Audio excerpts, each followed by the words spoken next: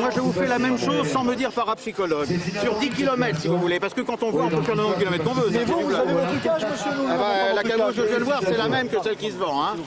Alors, monsieur, écoutez, monsieur, il ne s'agit pas de faire du scandale. Il s'agit, monsieur, je vous donne ma carte, je m'appelle Claude Géraldi, magicien professionnel et spécialiste des effets paranormaux.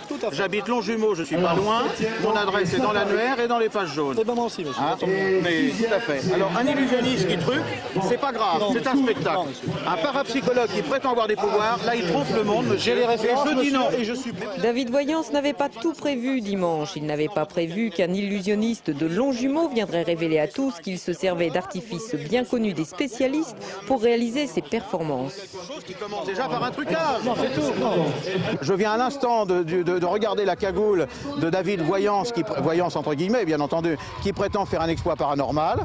Or sur cette cagoule, eh bien on voit par un des deux côtés. On peut toujours dire que c'est pas le bon qui sera utilisé. Une cagoule qui n'a aucun trucage peut être parfaitement montrée des deux côtés. Alors il s'agit d'un tour que tous les illustres connaissent sous le titre L'homme radar, que l'on fait depuis des décennies pour des campagnes publicitaires.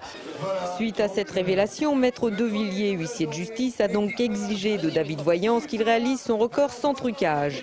Une exigence que le médium a refusée catégoriquement. C'est une constatation matérielle. Je vous demande de mettre devant vos yeux la face à travers laquelle on ne voit pas. Vous ne voulez pas. J'annule tout.